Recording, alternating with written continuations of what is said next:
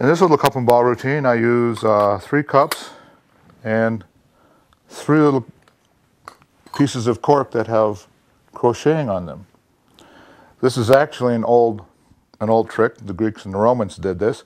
You can imagine one of these old guys standing on a street corner pitching his cups and balls routine. He's trying to make some money here, so he's rolling the balls under the cups like this. And he says, "Where's the balls?" And somebody yells out, and he says, "Nope, you owe me 1 goat. Would you like to get your goat back?" Guy says, "Yeah, okay, we'll try this a little different way. Look, there's 3 over there. Move these forward, and now there's 1 over there and 2 over there. You owe me another goat." And the guy, "What are you talking about? Look, there's 1 there, there's 2 over there. Now, there's 2 over there and there's 1 over there. You owe me another goat. Look, 2 over there, 1 over there.